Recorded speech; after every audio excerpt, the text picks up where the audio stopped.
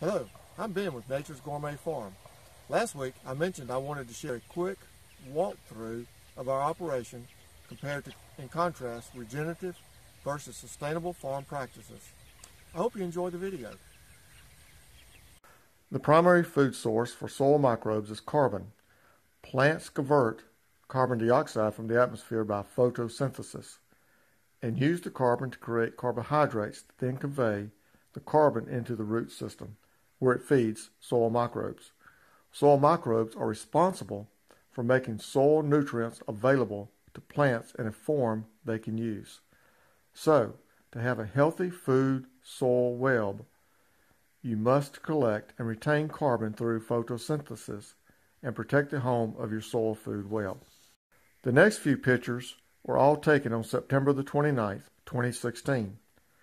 First is a picture of our no-till planter. The front fluted blades cut through roots and soil while also loosening the area where seed will be deposited. What follows is a mechanism that opens the trench for the seed to fall into. Lastly, it closes the trench to protect the seed. It is a good tool, but has limitations. Number one, it does not work in tall forage, most likely because the sun cannot reach the soil surface. Using our seasonal grazing techniques helps us overcome this limitation. Here is a picture of paddock C that was no-till planted on September the 13th, or about 2 weeks ago. The mixture here includes oats, radish, and 2 clover varieties. Notice the heavy cover residue on the soil surface, helping to retain moisture. By not turning the soil, we retain the carbon and improved organic matter, something that is very difficult to accomplish in our humid and hot environment. The limited disturbance of the planter does not disturb the soil food web. Here is a picture of paddock E and F, planted September 23rd. This area was cleared the fall of 2012 and is starting to recover. The ground is still low in organic matter, or soil carbon, and was pretty dry when it was planted. Note that researchers say 60 to 80% of organic matter is added to the soil via the forage roots and not above ground residue. The above ground residue is important to help hold soil moisture and to keep the soil cooler.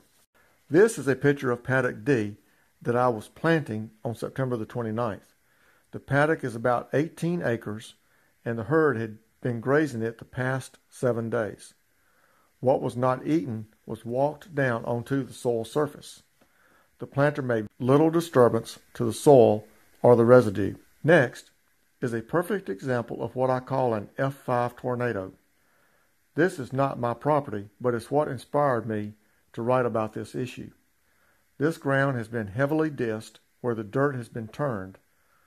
This process causes the dirt to release any carbon back into the atmosphere and reduces the organic matter. Number two, it loses the moisture. Note the tracks are from spreading chemical fertilizer. The ground was so dry that dust was engulfing the equipment.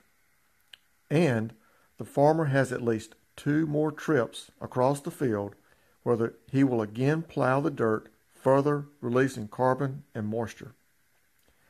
Number 3, it destroys the home of the soil food web. Number 4, during a heavy rain will cause the dirt to leach chemical fertilizers and the glue that holds the soil particles together, which is the white foam you see floating down the creeks and rivers after a hard rain.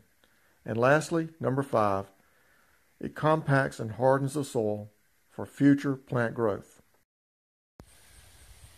On our farm, everything we do supports our soil. It begins with a commitment to no-till agriculture. Last year, we made a major investment in our no-till to plant our diverse pasture crops, hold in our soil moisture, keep the ground covered, and we also rotationally graze our cows. And this year, we added compost tea. The only subsidy we receive comes from the sale of our products. At Nature's Gourmet Farm, we have a passion for raising real farm food because we care about your health and protecting the environment where we live. We thank you for your support and hope you enjoyed the video.